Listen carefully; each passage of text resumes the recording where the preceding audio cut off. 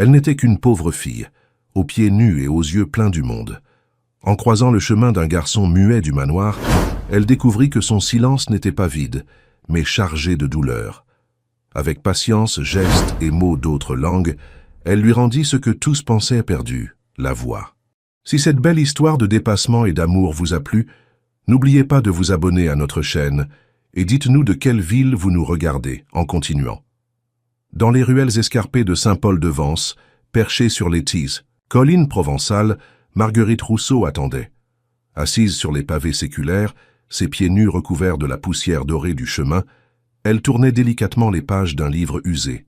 Ses cheveux châtains, emmêlés par le mistral persistant, encadraient un visage où se lisait une intelligence rare pour ses 12 ans. Ses vêtements, trop grands et élimés, contrastaient avec la richesse architecturale de ce village d'artistes, où sa mère, Florence, travaillait comme cuisinière dans la plus imposante demeure de la région.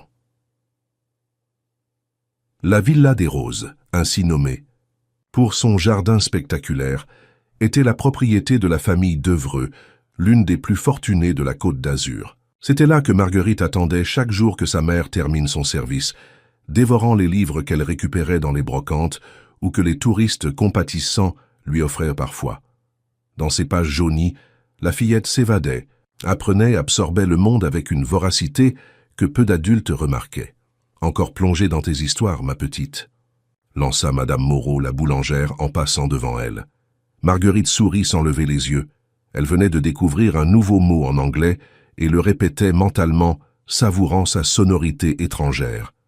Autodidacte, elle avait appris les rudiments de plusieurs langues, simplement en écoutant les conversations des touristes et en déchiffrant des magazines abandonnés dans les cafés. Pour une enfant qui n'avait jamais fréquenté d'école régulière, son aptitude linguistique relevait presque du prodige. Ce jour-là, cependant, quelque chose d'inhabituel attira son attention. Dans le jardin de la villa, au-delà de la grille en fer forgé, un garçon de son âge était assis seul sur un banc en pierre. C'était la première fois que Marguerite l'apercevait. Il portait un costume bleu marine impeccable, trop formel pour un enfant, et fixait un point invisible avec une mélancolie qui semblait bien trop profonde pour son jeune âge. Intriguée, Marguerite se leva et s'approcha de la grille. « Bonjour », dit-elle simplement.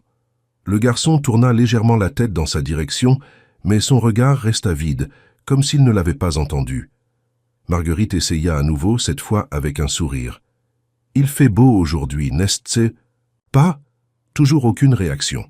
Le garçon détourna même le regard, comme si sa présence le dérangeait. Marguerite allait s'éloigner quand elle entendit une voix derrière elle. « Il ne te répondra pas, ma petite. » C'était Hélène, la femme de chambre de la villa qui revenait du marché avec un panier rempli de provisions. « Pourquoi ?» demanda Marguerite, curieuse. « C'est le jeune Sébastien Devreux. Il ne parle plus depuis. » Hélène s'interrompit, comme si elle hésitait à poursuivre. « Depuis que sa mère nous a quittés il y a 2 ans. Les meilleurs médecins de France ont essayé de l'aider, mais rien n'y fait. Il reste muet comme une carpe. » Marguerite observa le garçon avec une nouvelle compréhension. Non pas de la pitié, mais une sorte de reconnaissance intuitive. Elle aussi connaissait la solitude, bien que d'une manière différente. « Peut-être qu'il n'a simplement pas trouvé les bons mots, » murmura-t-elle, plus pour elle-même que pour Hélène. Dans les jours qui suivirent, Marguerite revint systématiquement s'asseoir près de la grille. Sans insistance, elle commença à parler au garçon silencieux. Pas en attendant une réponse, mais simplement pour partager. Elle lui racontait ses découvertes dans les livres, lui décrivait les conversations qu'elle avait entendues en différentes langues au marché, lui parlait des nuages et de leurs formes changeantes. Un jour, elle apporta un bâton et se mit à dessiner sur la terre battue devant la grille. « Pomme » dit-elle en dessinant un arbre. « Tree en anglais, arbole en espagnol, albero en italien. » Elle leva les yeux et vit que pour la première fois, Sébastien l'observait avec attention. Encouragée, elle continua. « Fleur, flower, flore, fior. » À chaque mot, elle traçait un dessin rudimentaire dans la poussière, prononçant soigneusement chaque terme dans les différentes langues qu'elle avait glanées. Le 6e jour, alors qu'elle dessinait le contour d'un oiseau et prononçait « Vogel » en allemand, elle entendit un murmure si léger qu'elle crut l'avoir imaginé. « Oiseau ». Marguerite se figea. Elle leva lentement les yeux vers Sébastien, craignant qu'un mouvement brusque ne le fasse retomber dans son silence. Le garçon la regardait avec intensité, une lueur nouvelle dans ses yeux bleus. « Oiseau », répéta-t-il, si bas qu'elle pouvait à peine l'entendre. Le cœur battant, Marguerite sourit doucement, et sans faire de commentaire sur ce miracle, dessina une nouvelle forme. « Soleil », dit-elle calmement. « Sun, sol, sol, son. »« Son », répéta Sébastien, testant le mot allemand sur sa langue comme s'il redécouvrait sa propre voix. Ce fut le début d'un rituel quotidien. Chaque après-midi, Sébastien s'approchait de la grille où Marguerite l'attendait. Sans formalité, sans pression, ils échangèrent des mots comme on échange des secrets. D'abord des noms simples, objets, animaux, couleurs, puis des verbes, des adjectifs. Bientôt, Sébastien commença à former des phrases courtes, mélangeant les langues avec une liberté que seuls les enfants possèdent. « Le ciel est azul aujourd'hui », disait-il, mêlant français et espagnol. « Oui, et les nuages sont bianco comme la neige », répondait Marguerite, ajoutant l'italien au mélange. Sans s'en apercevoir, ils créaient leur propre langage, leur univers, de mots où les frontières n'existaient pas. Marguerite n'utilisait aucune méthode pédagogique, aucun manuel. Elle enseignait avec ses yeux, ses gestes, son rire, et Sébastien apprenait avec une rapidité stupéfiante, comme si son esprit, prisonnier du silence pendant 2 ans, était affamé de mots. Dans la villa, personne ne semblait remarquer la transformation qui s'opérait. Le père de Sébastien, Antoine Devreux, grand industriel reconverti dans le commerce d'art, était rarement présent. Quand il l'était, il passait plus de temps au téléphone ou devant son ordinateur qu'avec son fils. Pour lui, aimer Sébastien signifiait payer les meilleurs spécialistes, pas s'asseoir à ses côtés.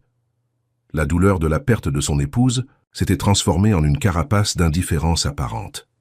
La gouvernante, Madame Joubert, une femme rigide qui gérait la maisonnée d'une main de fer, considérait Sébastien comme un cas désespéré.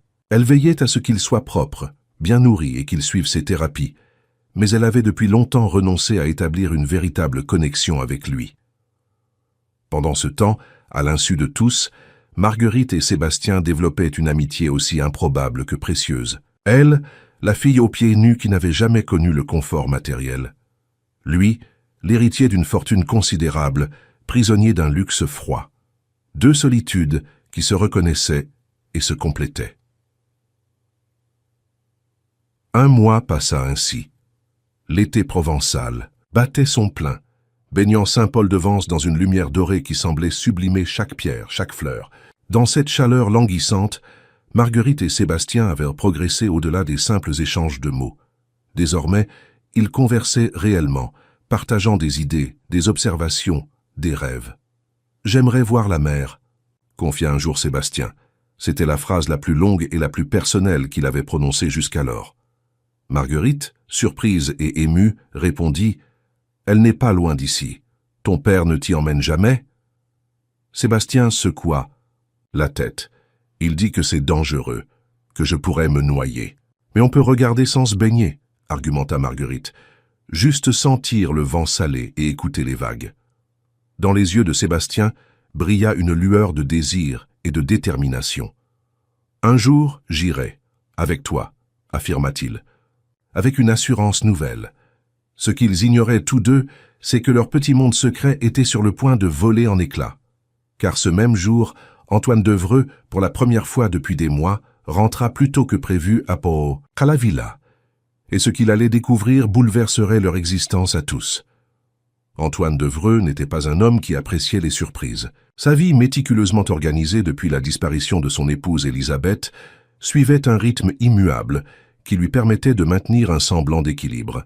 Les affaires le jour, un verre de Bordeaux le soir, et quelques moments formels avec son fils pendant le week-end. Un arrangement qui convenait à sa nature pragmatique et à son cœur endurci par la perte. Ce jour-là, cependant, une réunion annulée à la dernière minute l'avait ramené à la Villa des Roses, bien avant l'heure habituelle. Le soleil de juillet inondait encore le jardin quand sa voiture de luxe franchit le portail. Il s'attendait au silence coutumier, à cette atmosphère feutrée et mélancolique qui caractérisait désormais sa demeure. Ce qu'il entendit le figea sur place. Un rire, clair, cristallin, le rire d'un enfant, son enfant. Antoine descendit de voiture et suivit le son, incrédule. Il contourna la fontaine centrale et s'arrêta net derrière un grand magnolia. Là, près de la grille qui séparait la propriété du chemin public, Sébastien était assis dans l'herbe, face à une petite fille aux vêtements usés. Et il parlait, pas en français, mais dans un mélange d'anglais et d'italien, pointant différentes parties d'une fleur qu'il tenait entre ses doigts. « The petals sono rosa, ma il stelo è verde », disait-il avec animation. « Comment dit-on épine en allemand, Marguerite ?»« Dorn », répondit la fillette, « et en russe, c'est ship, ship ». Sébastien répéta le mot russe, s'appliquant à reproduire la prononciation exacte. Puis il éclata de nouveau de rire quand la fillette lui montra comment former les caractères cyrilliques en traçant dans la poussière. Antoine se sentit chanceler. Son fils, son Sébastien, qui n'avait pas prononcé un mot depuis 2 ans malgré les efforts des plus grands spécialistes, conversait maintenant avec aisance. Et pas seulement en français, mais dans un patchwork linguistique qui semblait parfaitement naturel entre les 2 enfants. Qui est cette fille? La question jaillit de ses lèvres plus durement qu'il ne l'aurait voulu, faisant sursauter les enfants. Sébastien se figea instantanément, le visage soudain fermé, comme si un voile était retombé sur lui. La petite fille, elle, se leva d'un bond, époussetant machinalement sa robe élimée. « Pardon, monsieur, » dit-elle avec une dignité surprenante pour son âge. « Je m'appelle Marguerite Rousseau. Ma mère travaille à la cuisine. » Antoine s'avança, scrutant cet enfant aux pieds nus, qui avait apparemment accompli ce que tous les experts avaient jugé impossible. « Comment ?» Il s'interrompit, ne sachant même pas par où commencer. « Comment as-tu fait parler mon fils ?» Marguerite parut confuse par la question. « Je ne l'ai pas fait parler, monsieur. Nous parlons ensemble, c'est tout. » Sébastien, toujours assis dans l'herbe, regardait obstinément le sol. Mais ses mains, remarqua Antoine, ne tremblaient pas comme d'habitude. Elles reposaient calmement sur ses genoux, tenant toujours la fleur qu'il expliquait quelques instants, plus tôt. « Depuis combien de temps cela dure-t-il » demanda Antoine, partagé entre l'émerveillement et une inexplicable colère. Colère contre lui-même, peut-être, pour ne pas avoir vu ce qui se passait sous son toit. Ou contre cette petite étrangère qui avait réussi là où il avait échoué. 28 jours, répondit Sébastien d'une voix à peine audible, surprenant son père une fois de plus. Antoine s'agenouilla pour être au niveau de son fils, oubliant momentanément son costume sur mesure qui touchait maintenant l'herbe humide. « Tu comptes les jours ?» Sébastien hocha la tête. Puis après une hésitation, il ajouta « Marguerite m'apprend les mots. Tous les mots, dans toutes les langues. » Le regard d'Antoine passa de son fils à la fillette, qui se tenait toujours droite malgré son évidente appréhension. Il y avait quelque chose chez elle, une intelligence vive dans ses yeux, une présence qui dépassait largement son apparence modeste, qui l'intriguait autant qu'elle le déstabilisait. « Ta mère est... Florence, c'est ça ?» demanda-t-il, finalement. Marguerite acquiesça. « Oui, monsieur, elle prépare vos repas depuis 3 ans. » Antoine se releva, époussetant distraitement son pantalon. « Va la chercher, s'il te plaît. J'aimerais lui parler. » Tandis que Marguerite se dirigeait vers l'entrée de service, Antoine se tourna vers son fils, qui n'avait pas bougé. « Sébastien, » commença-t-il, cherchant ses mots, « comment communiquer avec cet enfant qu'il connaissait si peu, malgré les liens du sang? Est-ce que cette fille t'aide vraiment ?» Sébastien leva enfin les yeux vers son père. « Elle ne m'aide pas, » dit-il avec une conviction inattendue. « Elle m'écoute. » Cette simple phrase frappa Antoine plus durement que toutes les analyses psychologiques qu'il avait entendues ces 2 dernières années. Elle m'écoute. Non pas elle me soigne, ou elle me guérit, ou elle m'enseigne. Elle m'écoute. Quelques minutes plus tard, Florence Rousseau apparut dans le jardin, accompagnée de sa fille. La cuisinière avait enlevé sa toque et son tablier, mais son visage portait encore les traces de la chaleur des fourneaux. C'était une femme mince aux traits fatigués, dont les yeux, les mêmes que ceux de Marguerite, reflétaient une intelligence et une dignité qui ne demandaient qu'à s'exprimer. « Monsieur Devreux » commença-t-elle, visiblement inquiète. « Je vous présente mes excuses si ma fille l'a causé des problèmes. Je lui avais pourtant bien dit de ne pas déranger. » Antoine leva une main pour l'interrompre. « Votre fille n'a causé aucun problème, Madame Rousseau. Au contraire. » Il désigna Sébastien qui s'était rapproché comme attiré par la présence de Marguerite. « Elle a fait ce que des années de thérapie n'ont pas réussi à accomplir. Mon fils parle à nouveau. » Florence écarquilla les yeux, regardant tour à tour son employeur et les deux enfants. Je ne savais pas, balbutia-t-elle. Marguerite me disait qu'elle se faisait un ami, mais je pensais qu'elle inventait comme les enfants en font souvent.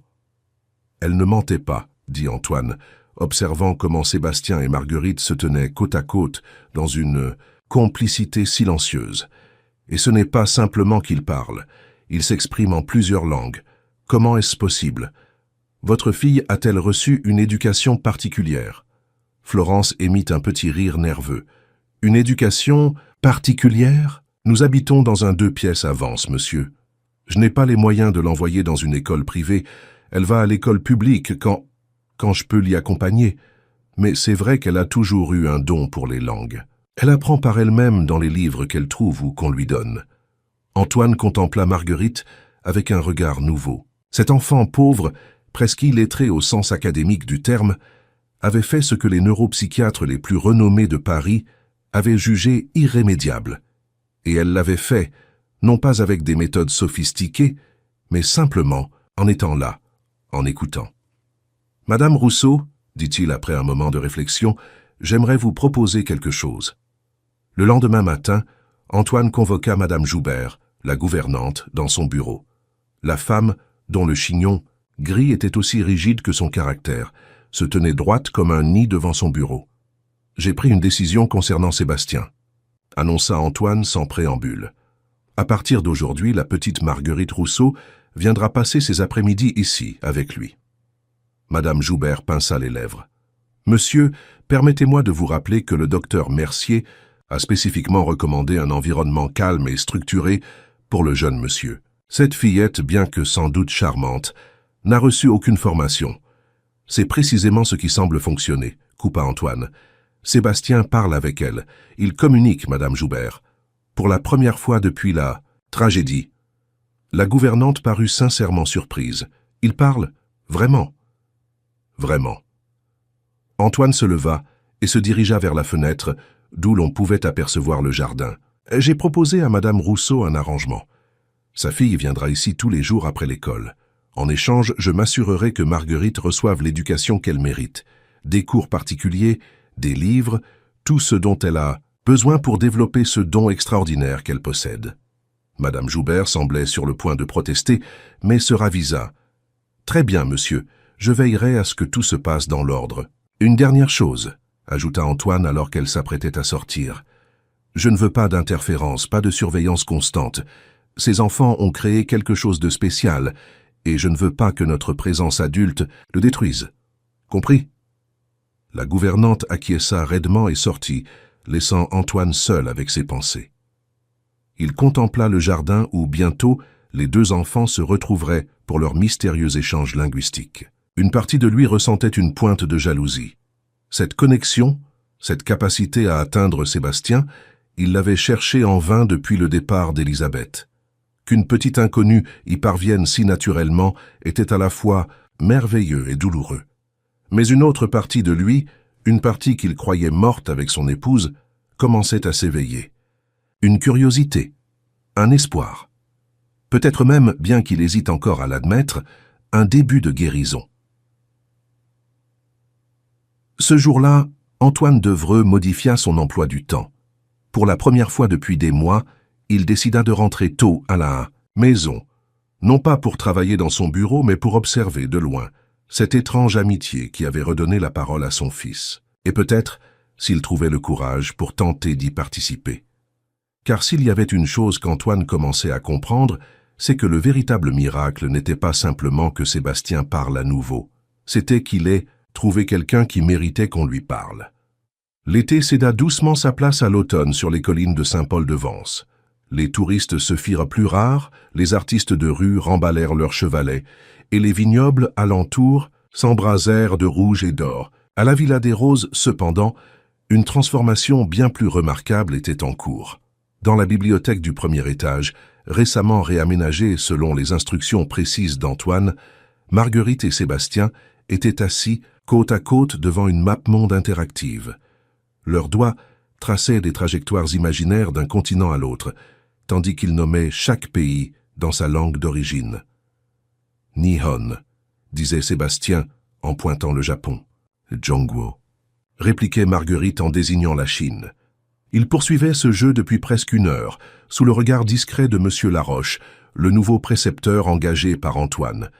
L'homme, linguiste émérite à la retraite, prenait des notes avec un mélange d'émerveillement et d'humilité professionnelle. En 2 mois, ses enfants avaient développé une méthode d'apprentissage qui défiait toutes les conventions pédagogiques qu'ils connaissaient. « C'est tout simplement extraordinaire », murmura-t-il lorsqu'Antoine entra silencieusement dans la pièce. « Votre fils maîtrise désormais des rudiments de 12 langues différentes. 12, monsieur Devereux. Et la petite Marguerite, son intuition linguistique défie l'entendement. Elle perçoit les structures communes, les racines partagées. C'est comme si elle voyait une carte invisible, reliant tous les langages humains. » Antoine hocha la tête, observant les 2 enfants qui, absorbés dans leur exploration géographique et linguistique, n'avaient pas remarqué sa présence. « Et sur le plan émotionnel ?» demanda-t-il à voix basse. Le précepteur sourit. Sébastien s'ouvre comme une fleur au soleil. Il pose des questions, exprime des opinions, parfois même des désaccords. Ce n'est plus seulement qu'il parle, monsieur Devereux, c'est qu'il communique réellement. Il existe à nouveau.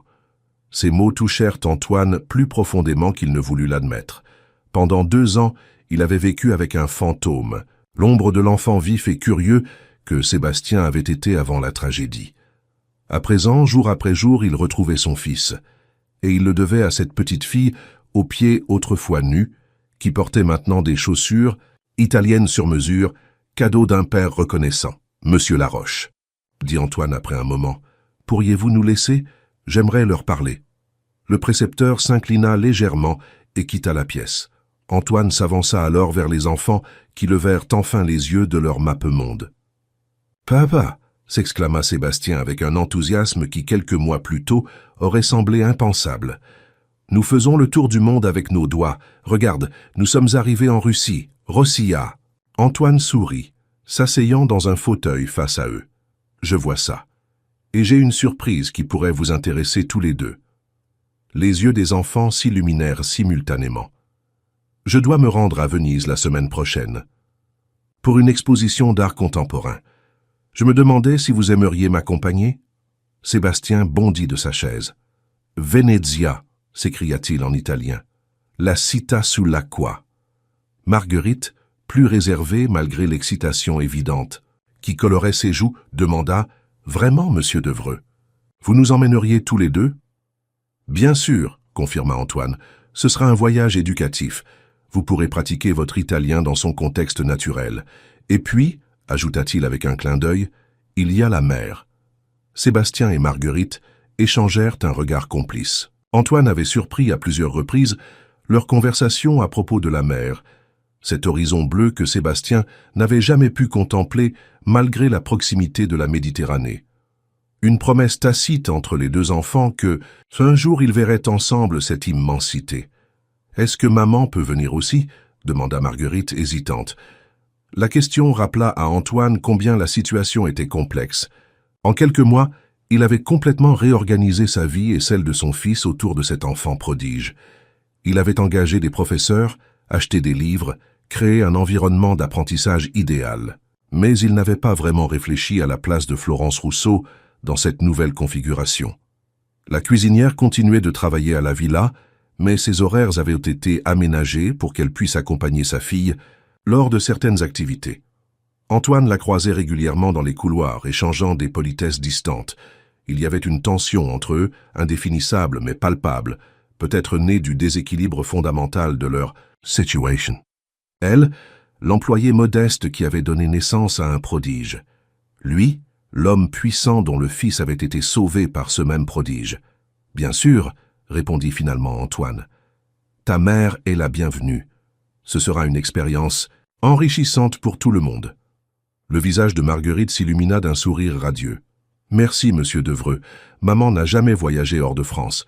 Elle sera tellement contente. » Antoine hocha la tête, touché par la simplicité et la sincérité de sa joie. « Maintenant, si vous le permettez, j'aimerais participer à votre tour du monde linguistique. Où en étiez-vous ?»« En Russie, » répondit Sébastien en tapotant la carte. « Mais nous pouvons recommencer pour toi. » Pendant l'heure qui suivit, Antoine Devereux homme d'affaires respecté et collectionneur d'art reconnu, se laissa, guidé par 2 enfants, à travers un voyage imaginaire où chaque pays révélait ses secrets linguistiques. Et pour la première fois depuis longtemps, il ressentit quelque chose qui ressemblait étrangement à du bonheur. Le voyage à Venise, prévu initialement comme une simple escapade culturelle de 3 jours, se transforma en une semaine entière d'exploration et de découverte. La Sérénissime, avec ses canaux scintillants et ses palais délabrés mais majestueux, offrait un cadre parfait pour l'apprentissage immersif que Sébastien et Marguerite pratiquaient. Ils logeaient dans un palazzetto du XVIe siècle, reconverti en hôtel de luxe, surplombant le Grand Canal. Antoine avait réservé une suite pour lui-même et Sébastien, et une chambre adjacente pour Florence et Marguerite, un arrangement qui, bien qu'il reflétât encore la distinction sociale entre eux, permettait une proximité nouvelle.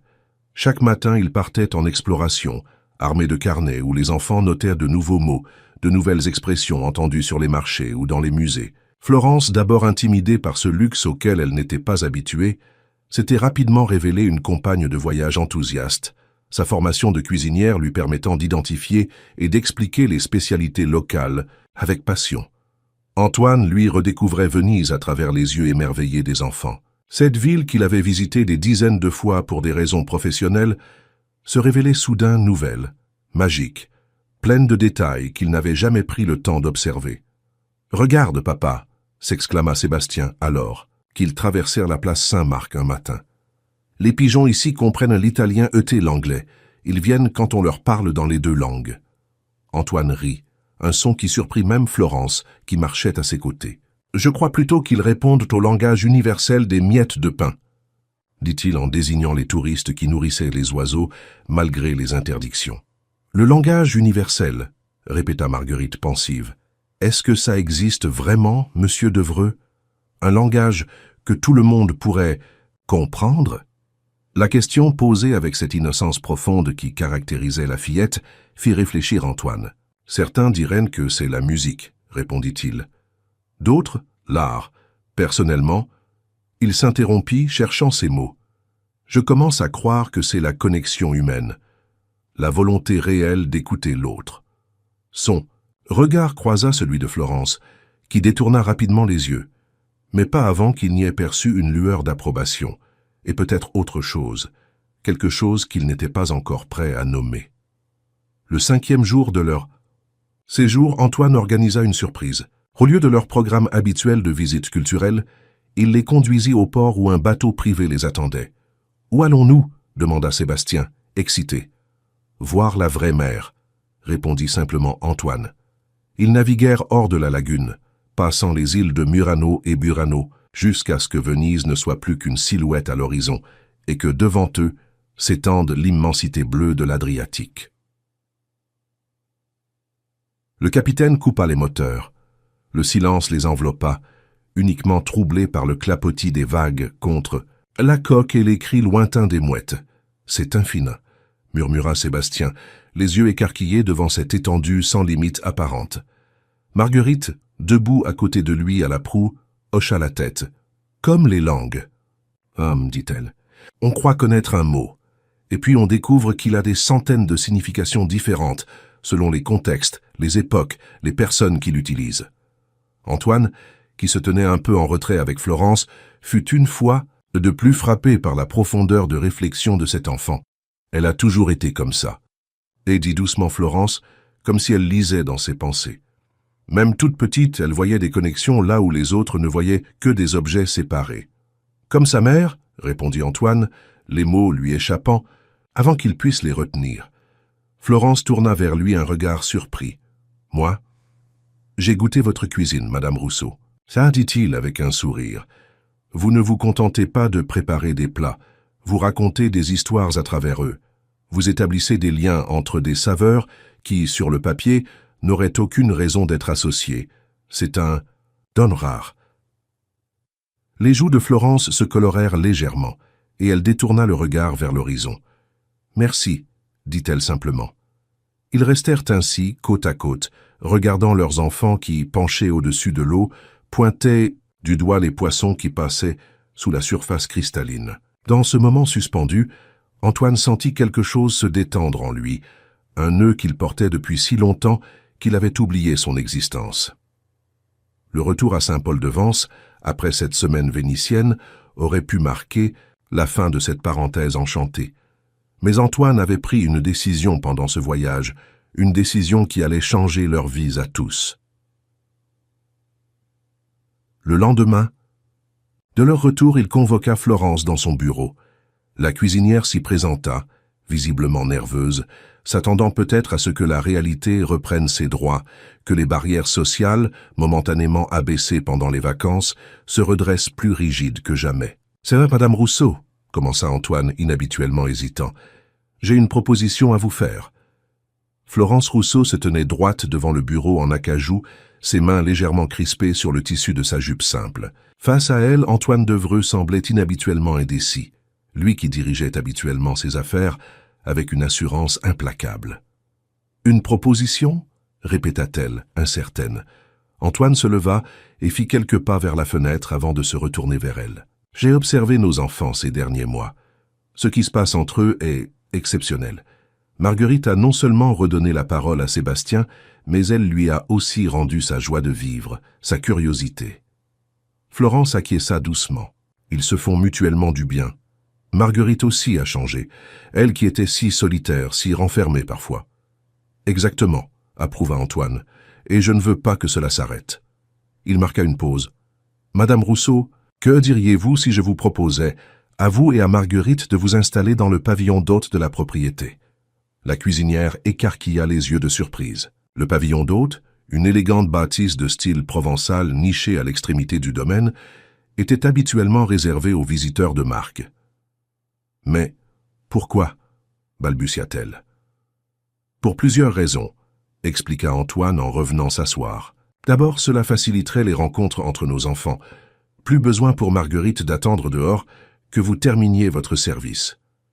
Ensuite, j'ai parlé à Monsieur Laroche. Il est convaincu que Marguerite possède un don exceptionnel qui mérite d'être développé. J'aimerais financer ses études, non pas comme une charité, comprenez-moi bien, mais comme un investissement dans un talent extraordinaire. » Il se pencha légèrement en avant. « Et puis, il y a votre cuisine. » Florence fronça les sourcils décontenancée. « Ma cuisine. J'ai un projet, » continua Antoine, une lueur d'enthousiasme inhabituelle dans le regard. La gastronomie et les langues sont deux formes d'expression culturelle intimement liées.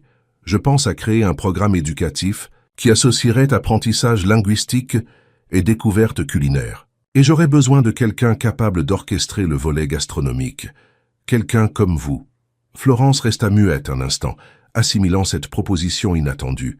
« Monsieur Devereux, je ne suis qu'une cuisinière ordinaire. Je n'ai pas fait d'école prestigieuse.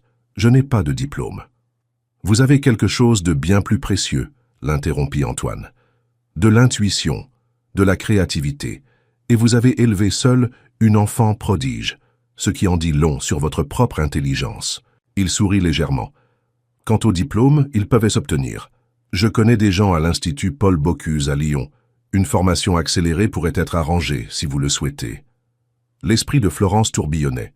Ces derniers mois avaient déjà apporté tant de changements dans sa vie, des vêtements neufs pour Marguerite, des livres, des professeurs particuliers, et maintenant, ce qui ressemblait à une complète réorientation de leur existence. « Et si cela ne fonctionne pas ?»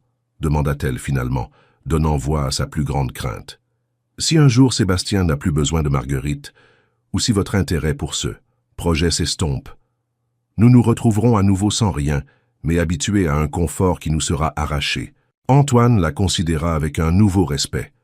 Beaucoup auraient aimé sauter sur une telle opportunité sans réfléchir aux conséquences. « Une préoccupation légitime, » admit-il. « C'est pourquoi je propose de mettre en place un fonds éducatif au nom de Marguerite, indépendant de nos arrangements futurs. Quoi qu'il arrive entre nous, professionnellement parlant, son éducation sera assurée jusqu'à l'université, voire au-delà, si ses résultats le justifient.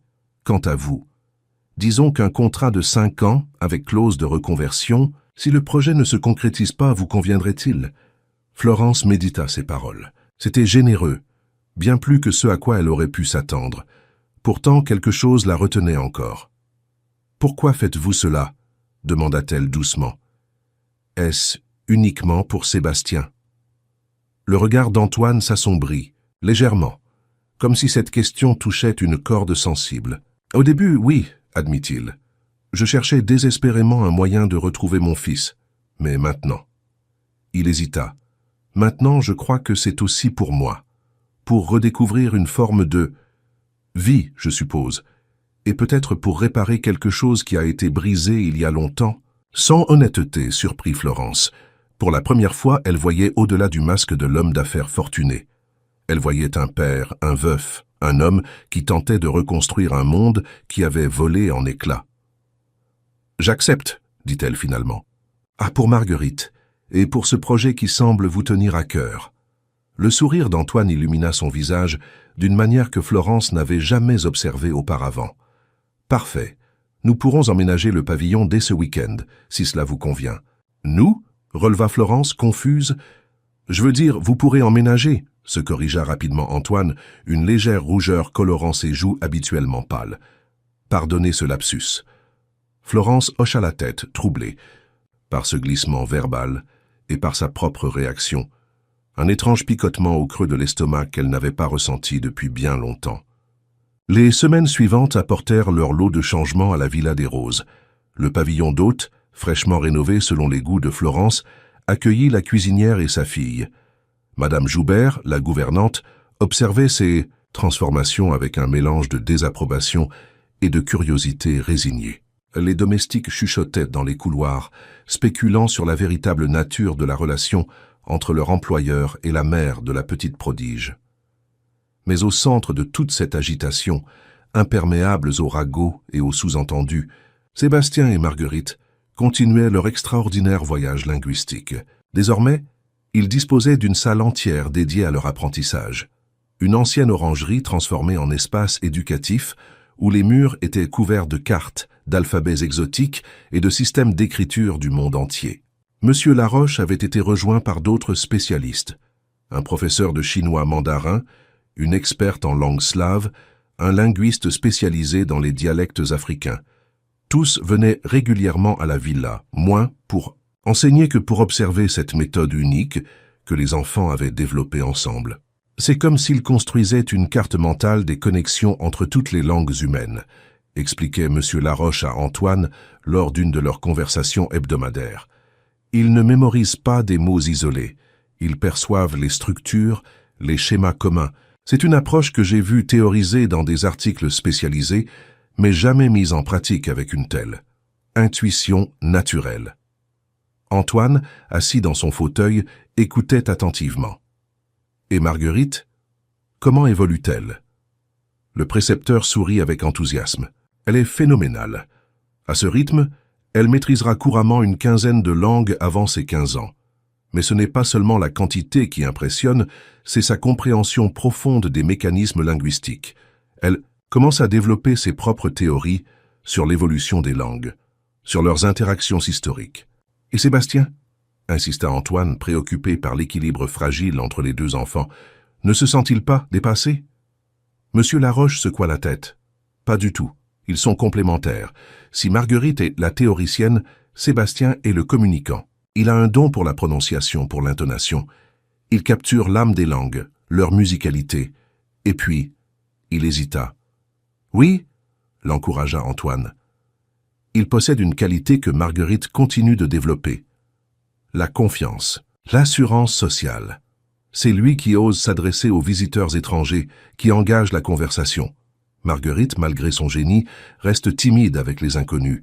Il s'équilibre parfaitement. Antoine hocha la tête, rassuré. Il avait craint que cette amitié si spéciale ne se transforme en rivalité, ou que l'un des deux enfants ne se sente inférieur à l'autre. Mais la symbiose semblait perdurer, évoluer même, à mesure qu'il grandissait. Dans la cuisine principale de la villa, pendant ce temps, une autre forme de créativité prenait son essor. Florence, désormais assistée par 2 commis, développait un programme culinaire unique en son genre. Chaque semaine était consacrée à une région du monde différente. Les plats préparés s'accompagnaient d'histoires, de vocabulaire spécifique, d'anecdotes culturelles que les enfants absorbaient avec délice. Ce jour-là, La cuisine embaumait les épices d'Afrique du Nord. Florence, vêtue d'une tenue de chef sur mesure, un luxe auquel elle s'habituait encore difficilement, supervisait la préparation d'un tagine d'agneau aux abricots. Le safran, expliquait-elle aux enfants attentifs, se dit zafran en arabe, zafaran. C'est l'épice la plus chère du monde, parfois appelée l'or rouge. Dans la cuisine marocaine, elle symbolise la richesse, la prospérité. Sébastien et Marguerite répétaient le mot, s'exerçant à reproduire les sonorités gutturales de l'arabe. Antoine, appuyé contre le chambranle de la porte, les observait avec un sourire. Ces leçons culinaires étaient devenues l'un des moments qu'il préférait dans la journée, une pause dans son emploi du temps chargé, où il redécouvrait le plaisir simple d'apprendre sans pression, sans objectif autre que le partage. Monsieur Devereux l'interpella Florence en le remarquant. « Vous arrivez juste à temps pour la dégustation. Je ne voudrais manquer cela pour rien au monde, » répondit-il en s'approchant. Leurs regards se croisèrent brièvement, et Florence détourna les yeux, soudain absorbée par le dosage exact de cumin dans sa préparation. Ces moments de connexion, fugaces mais de plus en plus fréquents, créaient entre eux une tension douce amère qu'aucun n'était encore prêt à nommer. Ce soir-là, après que les enfants se furent retirés pour leur lecture nocturne, un fait rituel qu'ils partageaient désormais, chacun lisant à l'autre dans une langue différente, Florence trouva Antoine seul sur la terrasse, contemplant les lumières de la vallée en contrebas. « Puis-je vous déranger un instant ?» demanda-t-elle. Antoine se tourna surpris mais visiblement heureux de cette visite inattendue. « Bien sûr, Florence, je vous en prie, asseyez-vous. » L'utilisation de son prénom, une familiarité récente, la troubla un instant. Elle prit place sur la chaise en fer forgé à côté de lui. « Je voulais vous parler du projet éducatif, » commença-t-elle. « J'ai reçu une proposition de l'Institut culinaire. Ils sont intéressés par notre approche gastronomico-linguistique. Ils suggèrent d'organiser un atelier pilote à Lyon le mois prochain. » Antoine la regarda avec admiration. « C'est merveilleux, vous voyez, votre talent est reconnu bien au-delà de cette ville-là. » Florence inclina légèrement la tête, acceptant le compliment avec une grâce nouvelle. Ces derniers mois l'avaient transformée, non pas en une personne différente, mais en une version plus assurée, plus épanouie d'elle-même. « Il y a autre chose, » ajouta-t-elle, son ton devenant plus hésitant. « J'ai remarqué que Sébastien parle parfois d'Élisabeth, de sa mère. » Le visage d'Antoine se figea imperceptiblement. Que dit-il? Rien de précis, des souvenirs fragmentés, des impressions, mais je pense qu'il commence à avoir besoin de parler d'elle plus ouvertement, de poser des questions, de comprendre. Antoine resta silencieux un moment, les yeux tournés vers l'obscurité. « Je craignais ce moment, » admit-il finalement. Comment parler de quelqu'un d'aussi lumineux qu'elle l'était? Comment expliquer à un enfant que la lumière peut s'éteindre si brutalement? Florence hésita, puis posa doucement sa main sur celle d'Antoine. Avec des mots simples, avec honnêteté, Sébastien a retrouvé sa voix. Peut-être est-il temps que vous retrouviez la vôtre pour parler d'elle? Antoine regarda leurs mains jointes, ce contact innocent et pourtant chargé de tant de non-dits. « Vous avez raison, murmura-t-il, comme souvent. » Dans le silence qui suivit, quelque chose d'important passa entre eux, une promesse tacite, une reconnaissance mutuelle de ce qui était en train de naître, lentement, prudemment, entre la cuisinière et le maître des lieux. Ce que ni l'un ni l'autre ne savaient, c'est que ce moment de calme précédait une tempête, car à Paris, quelqu'un s'intéressait de très près au développement extraordinaire qui avait lieu à la Villa des Roses, quelqu'un dont l'arrivée imminente allait bouleverser l'équilibre fragile qu'ils avaient construit ensemble. La Jaguar noir gravit l'allée sinueuse de la Villa des Roses un mardi matin de novembre, ses pneus crissant sur le gravier humide de rosée. À son bord, Étienne Valcourt, éminent neurologue parisien et ancien ami d'Antoine Devereux, observait avec un intérêt non dissimulé la propriété qui s'étendait devant lui. Esthète et collectionneur lui-même, il apprécia la façade, coque pâle du bâtiment principal, les jardins impeccablement entretenus malgré l'automne avancé et cette vue imprenable sur les collines provençales que seule une fortune considérable pouvait s'offrir. Mais ce n'était pas l'architecture ni le paysage qui l'avaient attiré jusqu'ici, c'était l'enfant, ou plutôt les enfants. La veille, Dans son cabinet feutré du 16e arrondissement, il avait reçu un appel de l'un de ses confrères, le docteur Mercier, celui-là même qui avait suivi le jeune Sébastien Devreux après la tragédie qui avait frappé la famille. Mercier lui avait parlé d'un cas de guérison inexpliquée, d'un mutisme post-traumatique, résolu non pas par la science médicale, mais par l'intervention d'une petite fille sans éducation formelle. Et surtout, il lui avait décrit le phénomène extraordinaire qui en avait résulté. 2 enfants développant ensemble une maîtrise linguistique défiant toute explication conventionnelle. Je sais que ton institut recherche des cas atypiques de développement cognitif, avait conclu Mercier. Celui-ci pourrait t'intéresser. Intéresser était un euphémisme. Étienne Valcourt avait immédiatement réorganisé son agenda, repoussé ses consultations et pris la route vers le sud. En tant que directeur de l'Institut neurocognitif de Paris, il était constamment à l'affût de phénomènes exceptionnels. Ces anomalies qui, étudiées correctement, pouvaient faire progresser la science bien plus rapidement que des décennies de recherche. Conventionnel. Et si les rapports étaient exacts, ce qui se passait à la Villa des Roses pourrait bien être la découverte de sa carrière. La voiture s'arrêta devant le perron, et Valcourt en descendit avec l'aisance d'un homme habitué aux résidences luxueuses. Grand, élégant, la soixantaine, distingué, il rajusta sa cravate en soie et gravit les marches. Il n'avait pas prévenu Antoine de sa visite, une tactique délibérée. Il préférait observer les enfants dans leur environnement naturel, avant que toute mise en scène ne soit orchestrée. Madame Joubert lui ouvrit, son visage austère trahissant une légère surprise face à cet inconnu qui se présentait sans rendez-vous. « Docteur Étienne Valcourt », annonça-t-il en tendant sa carte de visite. « Je suis un vieil ami d'Antoine.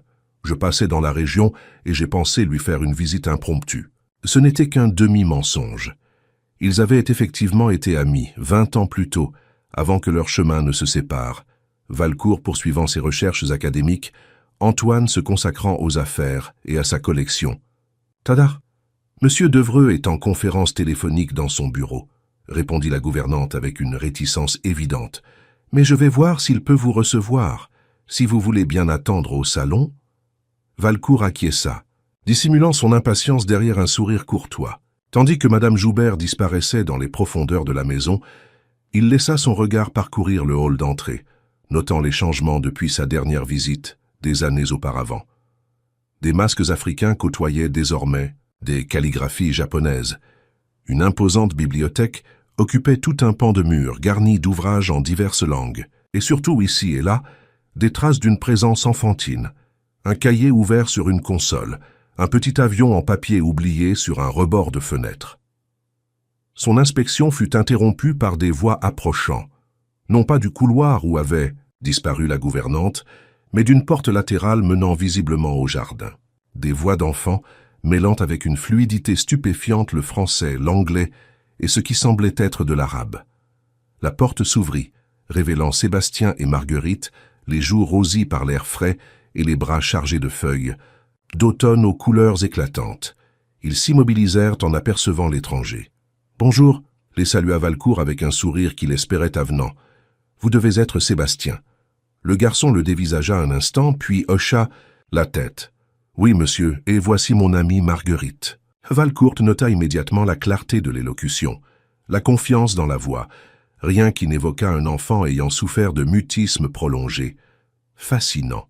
« Enchanté, Marguerite, » dit-il en se tournant vers la fillette. Ses vêtements, simples mais de qualité, sa posture, droite mais légèrement méfiante, racontaient leurs propres histoires. « J'ai entendu parler de vous. »« De nous ?» demanda Marguerite, son regard intelligent évaluant l'inconnu avec une prudence au-delà de son âge. « Je suis un ami de ton père, » expliqua Valcourt, s'adressant à Sébastien, « et aussi un médecin qui s'intéresse à la façon dont les enfants apprennent les langues. »« Vous êtes neurologue » affirma Sébastien, surprenant Valcourt. « Votre badge dépasse de votre poche. Institut neurocognitif de Paris. » Le médecin sourit, impressionné par cette observation. « Exact, tu as de bons yeux. »« Et vous n'avez pas prévenu papa de votre visite » ajouta le garçon, sa voix teintée d'une méfiance nouvelle. « Sinon, il serait déjà là pour vous accueillir. » Avant que Valcourt puisse répondre, des pas rapides résonnèrent dans le couloir Et Antoine apparut, son visage reflétant la surprise et, nota Valcourt avec intérêt, une légère contrariété. « Étienne, quelle inattendue visite !» Les deux hommes échangèrent une poignée de main formelle, chargée de la complexité des relations anciennes, jamais vraiment résolues. « Antoine, pardonne cette intrusion, j'aurais dû appeler. » « En effet, » répondit sèchement le maître des lieux, avant de se radoucir en se tournant vers les enfants. « Sébastien, Marguerite, pourquoi n'iriez-vous pas montrer vos feuilles d'automne à Florence? Je crois qu'elle prévoyait de les utiliser pour une décoration de table. » Les enfants acquiescèrent, mais Valcourt ne manqua pas l'échange de regards entre eux, une communication silencieuse qui suggérait une complicité profonde. Ils quittèrent la pièce, non sans que Sébastien ne lance un dernier coup d'œil pensif vers le visiteur. DC. Que la porte se referma, Antoine se tourna vers son ancien ami, le visage grave. « Maintenant, Étienne, peut-être pourrais-tu m'expliquer ce qui t'amène réellement ici. » Valcourt sourit, reconnaissant la perspicacité qui avait toujours caractérisé Antoine. « Mercier m'a parlé de ton fils et de sa guérison miraculeuse. » Le visage d'Antoine se durcit. « Je vois. Donc tu viens en qualité professionnelle, non personnelle, j'aurais dû m'en douter. »« Ne le prends pas ainsi, » tempéra Valcourt en suivant Antoine, qui l'invitait d'un geste à passer au salon. « Notre amitié peut coexister avec mon intérêt scientifique. Ce qui se passe ici est extraordinaire si les rapports sont exacts. » Ils s'installèrent dans de profonds fauteuils en cuir, face à une baie vitrée, offrant une vue spectaculaire sur les jardins où les enfants étaient maintenant visibles, courant vers ce qui semblait être une dépendance rénovée. « Et quels sont exactement ces rapports ?» demanda Antoine, une pointe d'irritation dans la voix. Valcourt croisa les jambes, adoptant naturellement la posture du conférencier. Mercier m'a décrit un cas de mutisme post-traumatique résolu par une intervention non conventionnelle. Une petite fille, sans formation médicale ou pédagogique, qui aurait réussi là où des spécialistes renommés ont échoué. Il fit une pause. Plus remarquable encore, cette guérison se serait accompagnée d'un développement linguistique extraordinaire chez les deux enfants. Est-ce exact? Antoine resta silencieux un moment, observant son invité avec attention. Pourquoi cela t'intéresse-t-il tant, Étienne? Tu connais mes travaux, répondit Valcourt. L'Institut se consacre à l'étude des capacités cognitives exceptionnelles. Ces moments où le cerveau humain défie nos modèles conventionnels.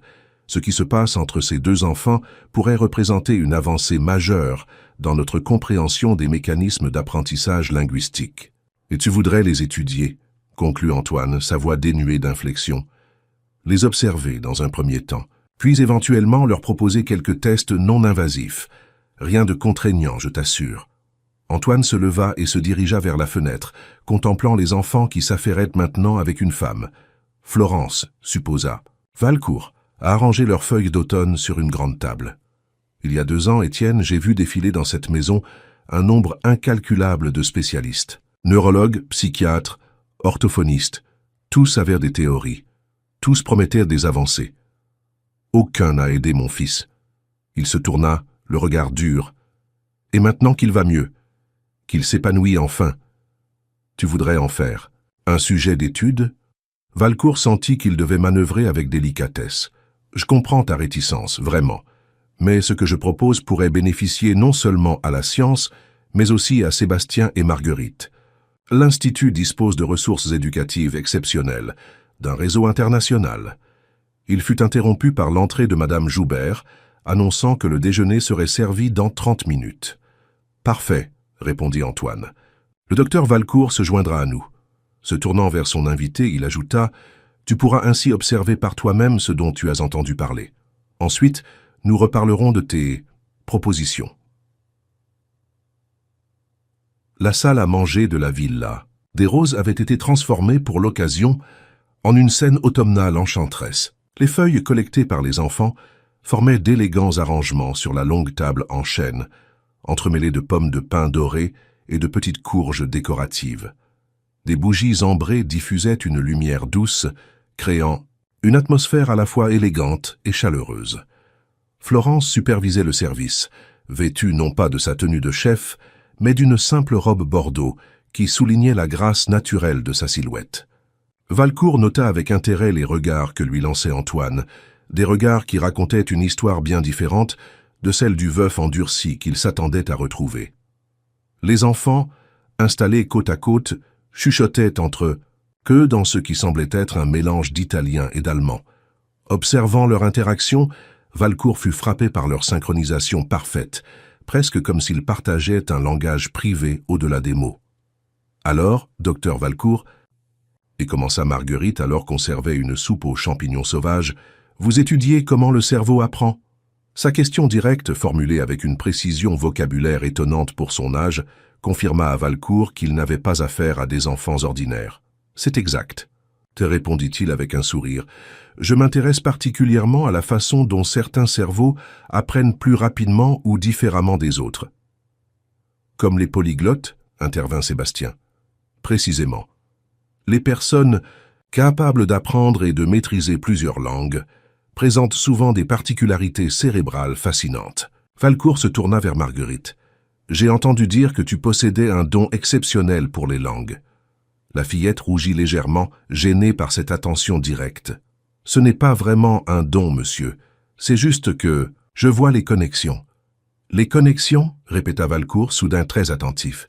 Entre les mots, les sons, les structures, expliqua-t-elle. C'est comme si toutes les langues étaient des variations d'une même musique, différents instruments jouant des mélodies similaires.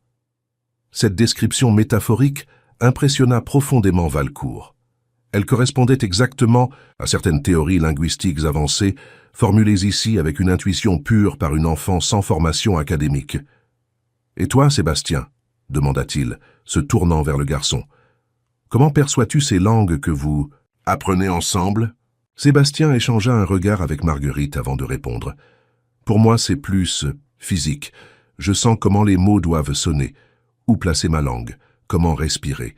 Chaque langue a sa propre danse. » Florence, qui s'était momentanément absentée pour superviser l'arrivée du plat principal, revint à temps pour entendre cette explication. « Ils se complètent parfaitement », ajouta-t-elle doucement. Marguerite comprend la structure, Sébastien capture l'âme. Ensemble, ils progressent 2 fois plus vite. Le déjeuner se poursuivit, ponctué de démonstrations spontanées des capacités linguistiques des enfants. À la demande de Valcourt, ils récitèrent un même poème en 5 langues différentes, adaptant non seulement les mots, mais aussi leur posture, leur expression faciale, capturant l'essence culturelle de chaque langue.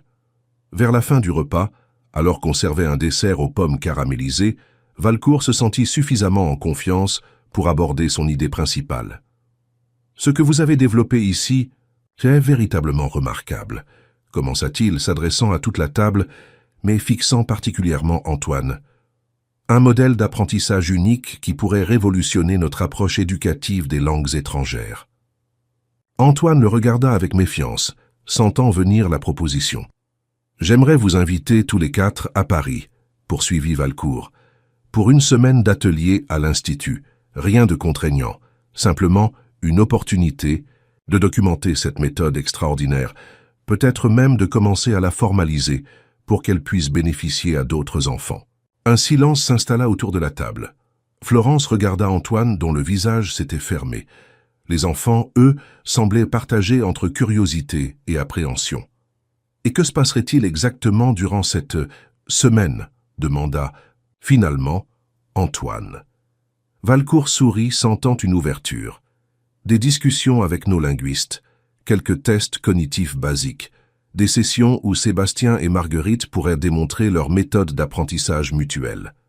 Tout cela dans un environnement confortable, sans pression. « Et vous publieriez vos résultats » ajouta Antoine. « Ce n'était pas une question. »« Éventuellement, oui, avec votre accord, bien sûr. Mais pensez aux possibilités, Antoine. Si cette méthode pouvait être adaptée et partagée, combien d'enfants pourraient en bénéficier ?» Sébastien, qui était resté silencieux, intervint soudain. « Est-ce qu'il y aurait d'autres enfants à l'Institut, des enfants comme nous ?»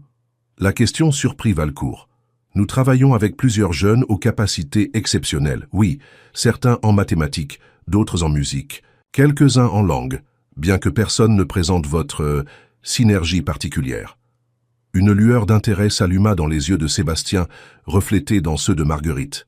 L'idée de rencontrer d'autres enfants partageant, sinon leurs dons spécifiques, du moins leur expérience d'être différents, semblait les intriguer profondément. Florence, qui avait écouté attentivement, prit la parole. « Qu'en penserait Monsieur Laroche ?» demanda-t-elle à Antoine. « Ne serait-il pas intéressant d'avoir son avis professionnel sur cette proposition ?» Antoine hocha lentement la tête, reconnaissant la sagesse de cette suggestion.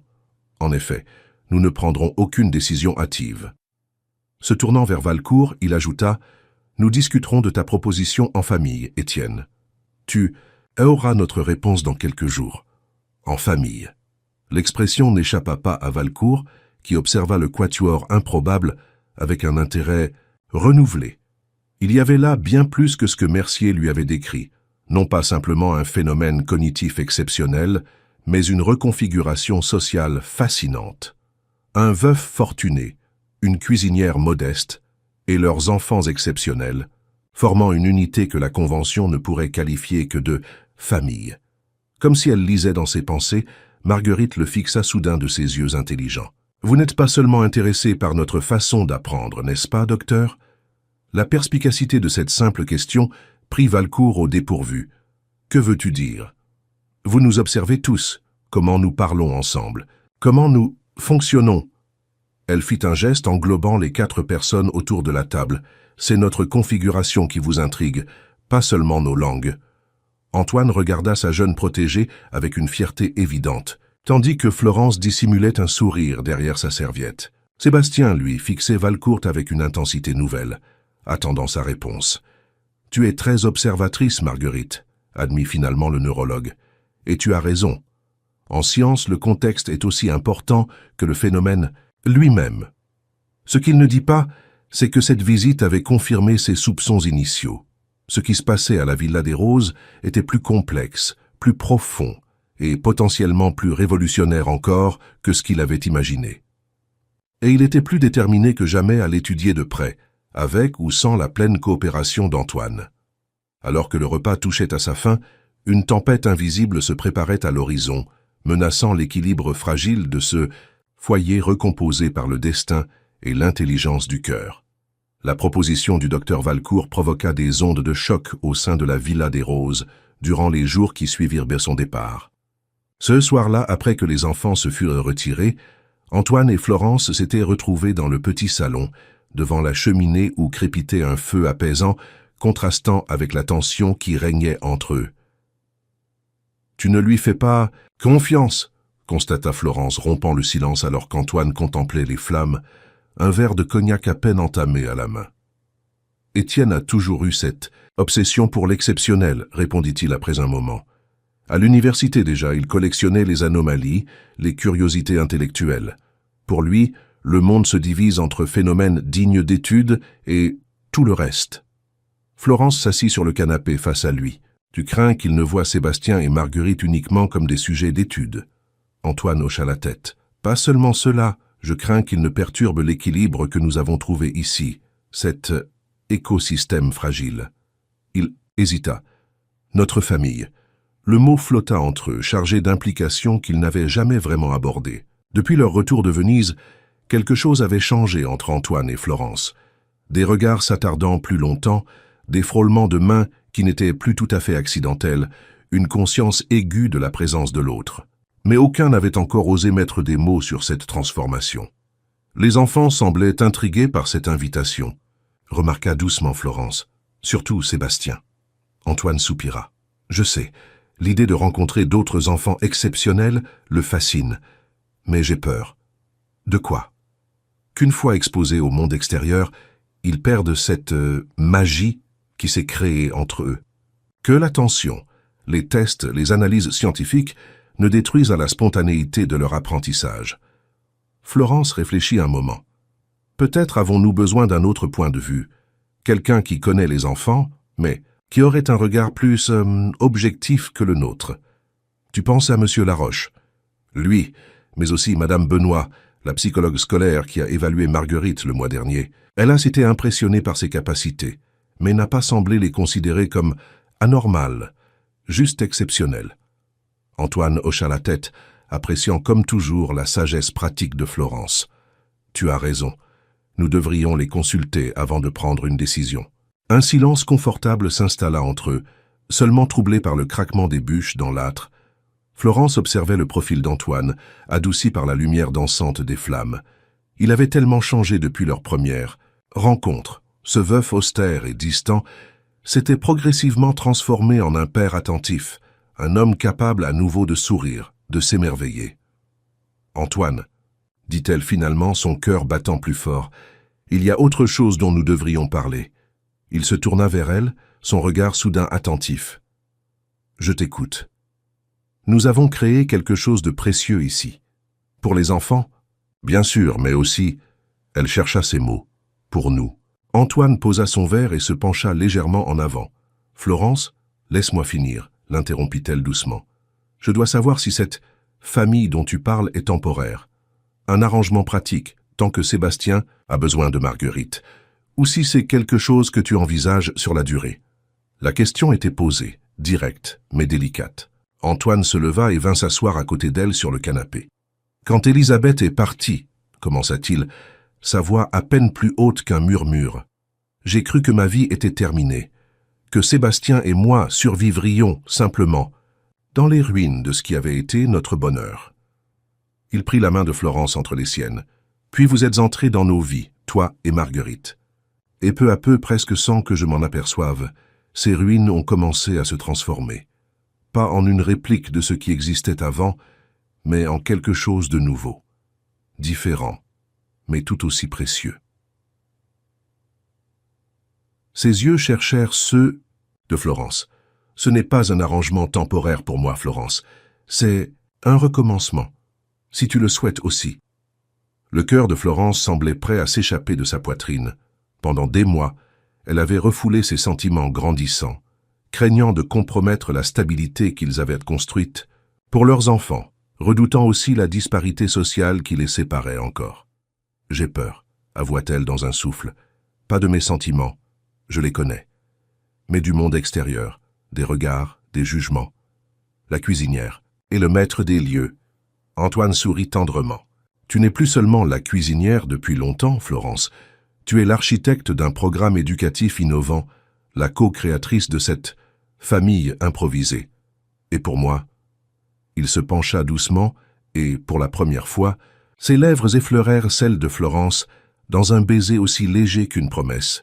« Pour moi, tu es la femme qui nous a ramenés à la vie. » Que ce soir-là, dans la lueur vacillante du feu de cheminée, Florence et Antoine scellèrent une nouvelle alliance, encore fragile mais pleine d'espoir, ignorant que leur bonheur naissant allait bientôt être mis à l'épreuve d'une manière qu'ils n'auraient si pu imaginer.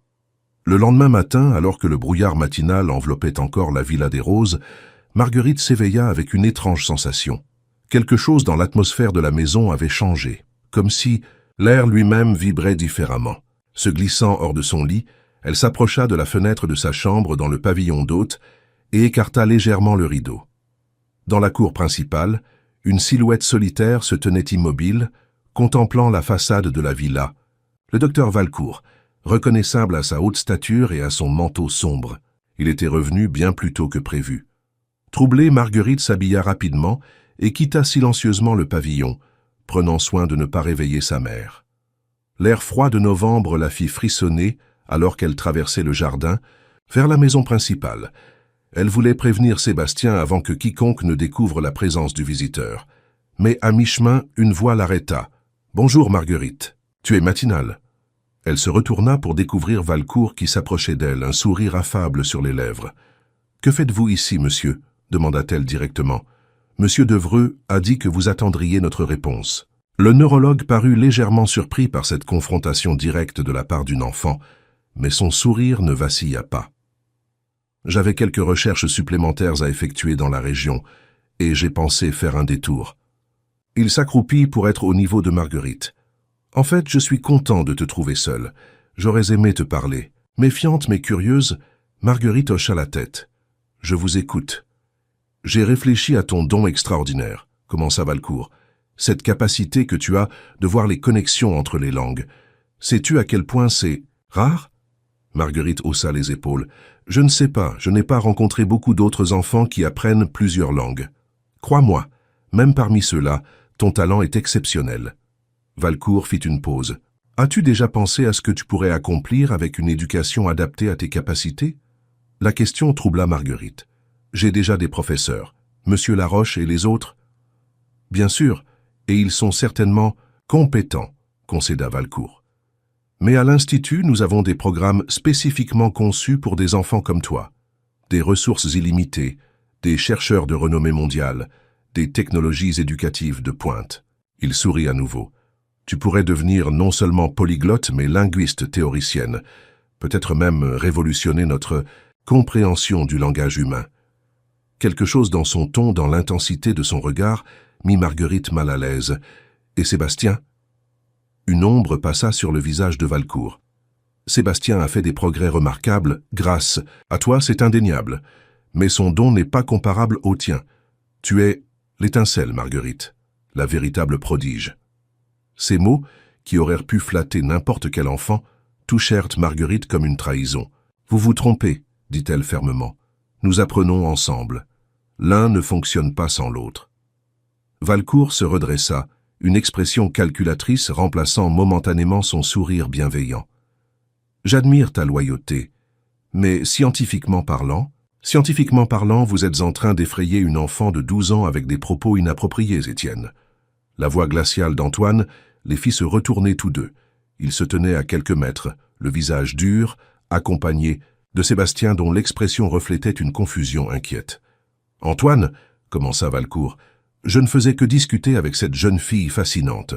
À 6 heures du matin, sans prévenir personne après avoir manifestement passé la nuit à observer ma propriété. » La voix d'Antoine était calme mais tranchante comme l'acier.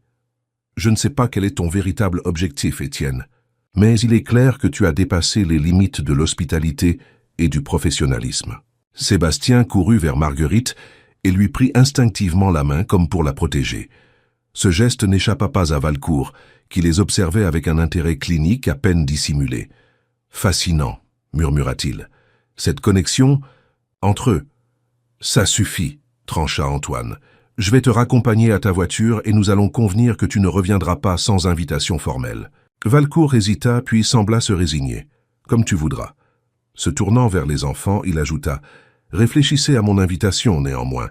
L'Institut pourrait vous offrir des opportunités que vous n'imaginez même pas. » Tandis qu'Antoine escortait le neurologue vers le portail, Sébastien se tourna vers Marguerite, le visage grave. « Qu'est-ce qu'il te voulait ?»« Il a dit que j'étais l'étincelle, » répondit-elle, troublée, « que mon don était plus important que le tien. » Sébastien fronça les sourcils. « C'est absurde. Sans toi, je ne parlerais pas, c'est vrai. Mais sans moi, sans toi, je n'aurais jamais découvert que je pouvais enseigner, » compléta Marguerite. Que les mots pouvaient être des ponts entre les personnes, pas seulement des connaissances. Ils restèrent silencieux un moment, main dans la main, regardant la silhouette de Valcourt s'éloigner aux côtés d'Antoine. « J'ai un mauvais pressentiment, » murmura finalement Sébastien. « Il va revenir. » Marguerite serra sa main plus fort. « Alors nous serons prêts, ensemble. » L'incident matinal avec Valcourt déclencha une série de discussions intenses à la villa des Rausis. Antoine convoqua immédiatement Monsieur Laroche et Madame Benoît, la psychologue, pour une réunion d'urgence. Florence, informée par les enfants, les rejoignit dans le bureau, le visage tendu par l'inquiétude. « Cet homme ne cherche pas à aider les enfants, » déclara Antoine sans préambule. « Il les considère comme des spécimens de laboratoire, des curiosités à étudier. » Monsieur Laroche, habituellement mesuré, acquiesça gravement. « J'ai fait quelques recherches sur l'Institut neurocognitif depuis votre mention de cette invitation. Leurs méthodes sont controversées. Ils prônent une approche très intensive qui, selon certains critiques, néglige le bien-être émotionnel des enfants au profit de résultats quantifiables. » Madame Benoît, une femme d'une 50aine d'années au regard doux mais perspicace, ajouta « Ce qui se passe entre Sébastien et Marguerite est effectivement remarquable, mais pas nécessairement dans le sens où le docteur Valcourt semble l'entendre. »« Que voulez-vous dire ?» demanda Florence. « Leur progression linguistique est impressionnante, certes, mais pas entièrement sans précédent chez des enfants particulièrement doués. Ce qui est vraiment extraordinaire, c'est la dimension relationnelle de leur apprentissage, cette capacité qu'ils ont développée de fonctionner en parfaite symbiose, d'amplifier mutuellement leurs talents. Antoine hocha la tête. C'est exactement ce que je pense, et c'est précisément ce que Valcourt semble ne pas comprendre, ou pire, ce qu'il cherche à perturber. « Que voulez-vous dire » demanda M. Laroche, alarmé. Antoine hésita, puis révéla ce que Marguerite lui avait rapporté. Il a essayé de convaincre Marguerite qu'elle était l'étincelle, que son don était supérieur à celui de Sébastien, comme s'il voulait créer une division entre eux. Florence. Pâlit. Pourquoi ferait-il cela? Pour l'isoler, répondit Antoine, la mâchoire serrée, pour qu'elle soit plus réceptive à l'idée de venir à son institut, seule.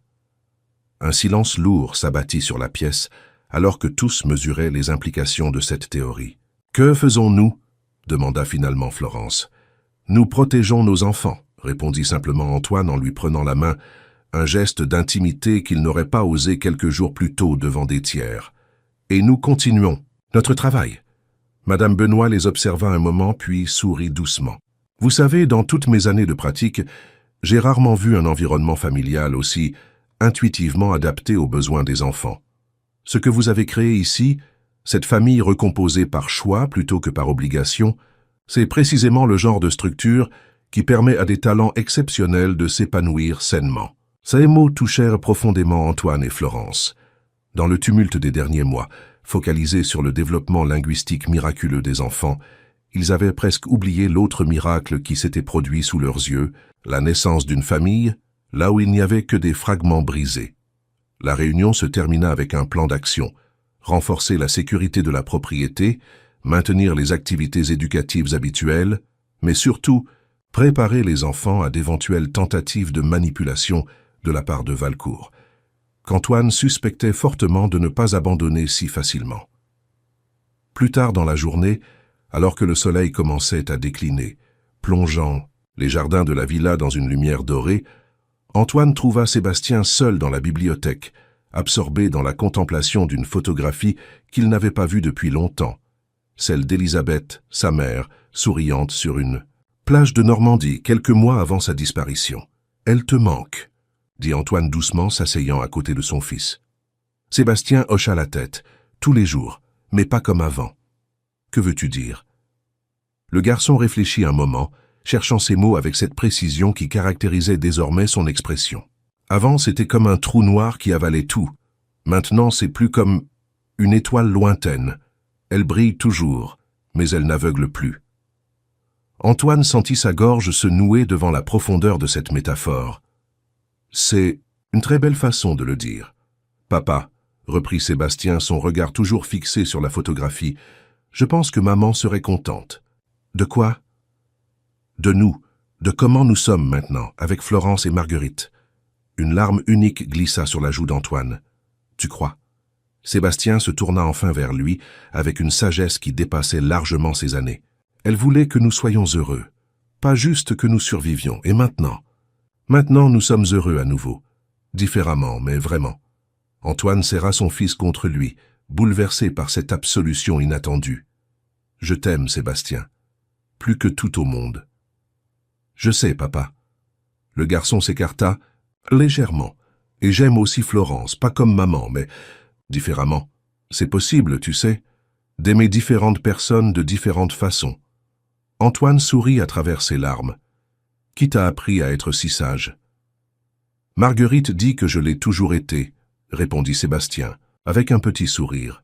« Que j'avais juste oublié comment le montrer. » Cette conversation si simple et pourtant si profonde marqua Antoine plus profondément que toutes les thérapies qu'il avait tentées après la perte d'Élisabeth. Pour la première fois depuis longtemps, il sentit un poids immense se détacher de ses épaules, celui de la culpabilité, de l'incertitude, de la peur de trahir un amour perdu en trouvant un nouveau.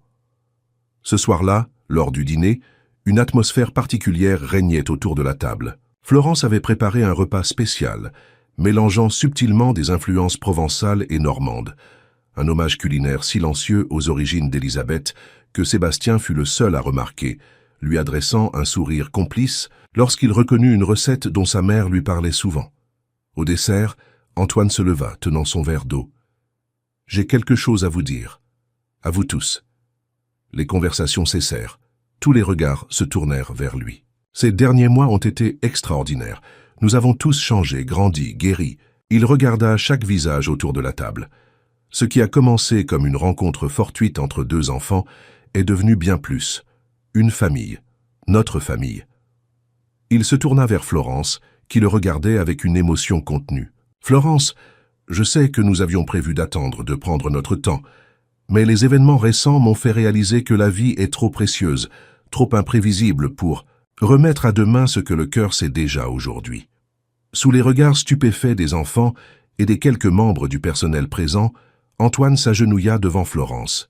« Je ne peux pas promettre que tout sera facile. Je ne peux pas garantir que le monde extérieur comprendra, mais je peux te promettre ceci, mon cœur, ma loyauté, mon respect, et chaque jour que j'ai encore à vivre. » Les yeux de Florence s'emplirent de larmes alors qu'Antoine sortait un petit écrin de sa poche. « Florence Rousseau, accepteriez-vous de faire de cette famille improvisée une famille officielle, de devenir mon épouse, la mère de nos enfants, de tous nos enfants ?» Un silence ému enveloppa la salle à manger, rompu seulement par le halètement de surprise de Marguerite et l'exclamation joyeuse de Sébastien. Florence, tremblante, fixa l'anneau simple mais élégant qui brillait dans son écrin.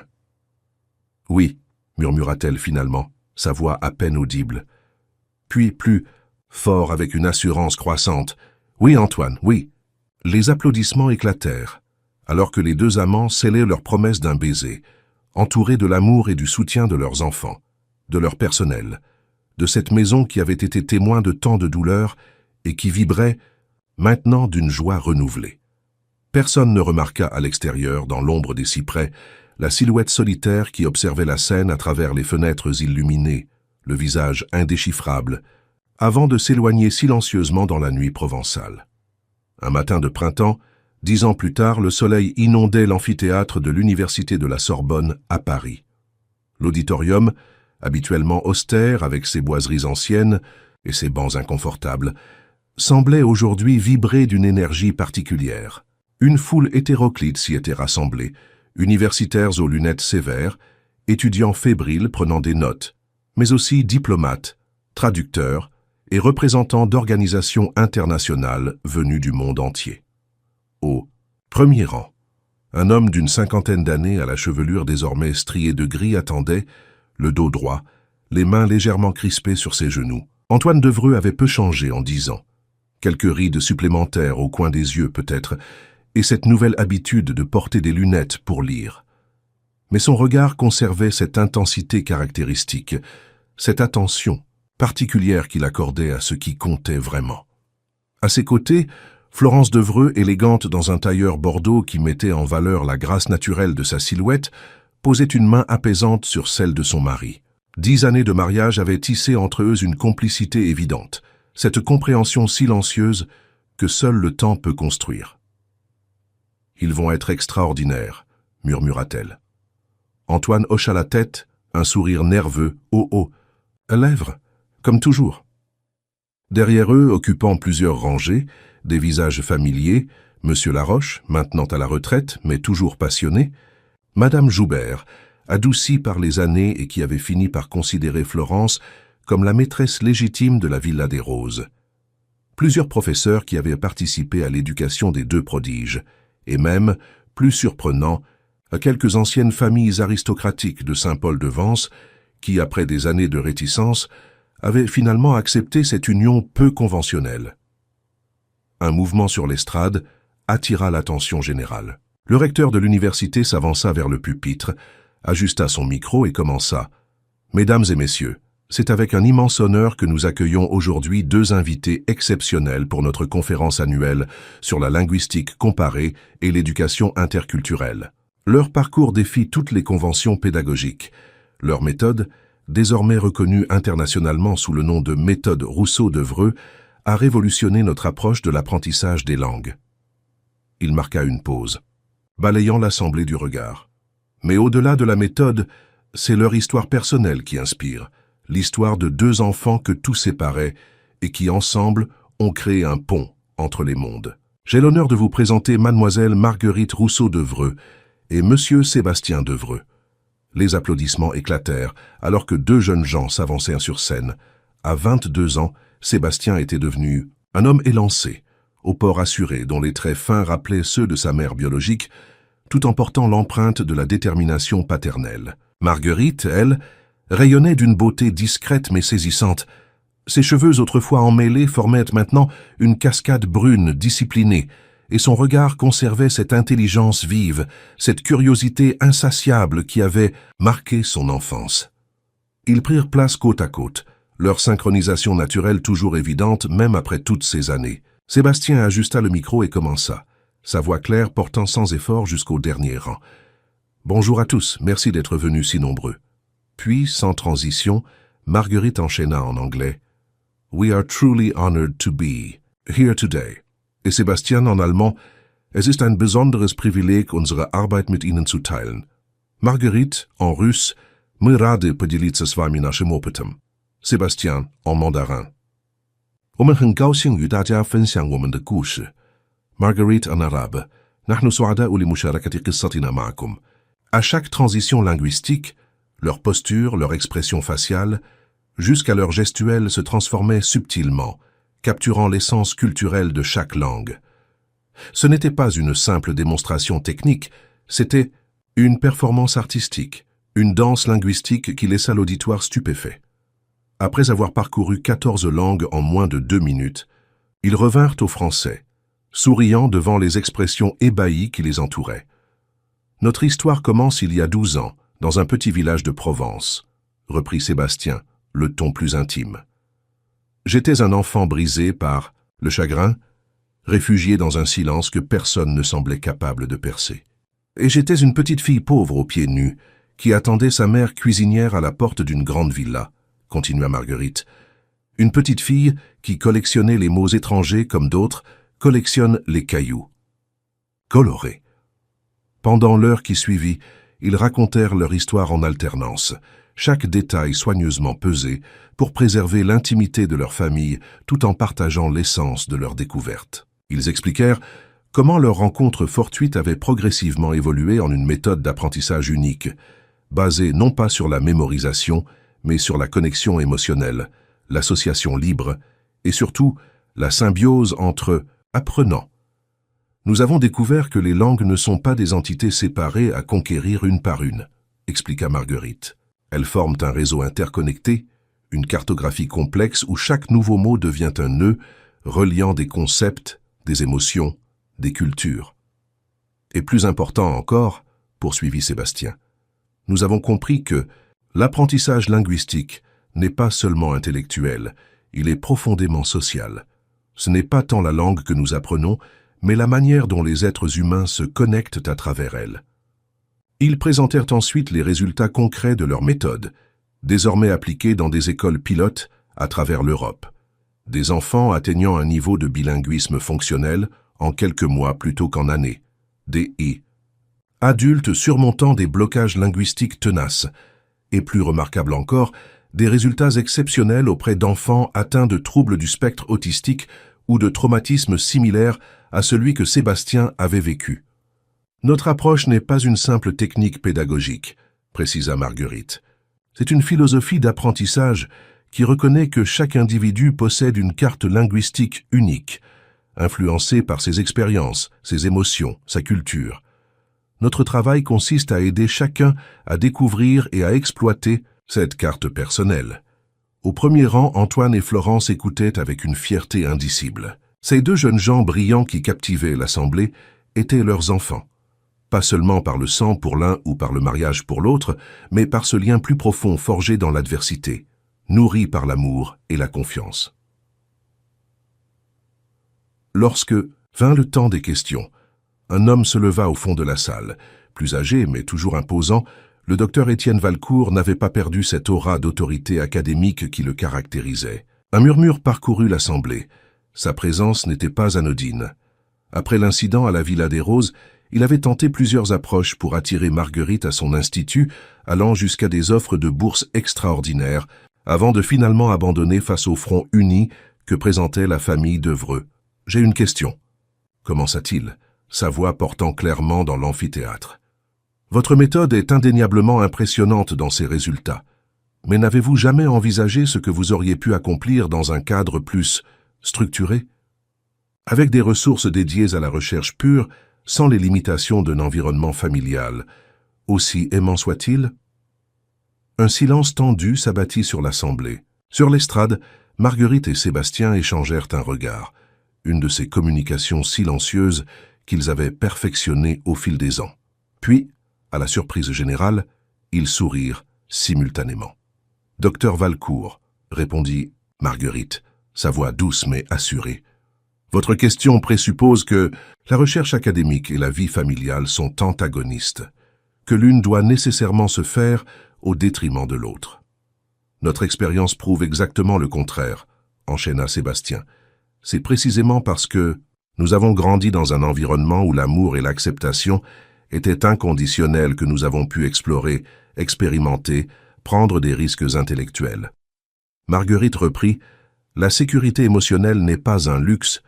Pour l'apprentissage, c'en est le fondement essentiel. Un cerveau en état de stress ou d'insécurité constante ne peut pas développer pleinement son potentiel.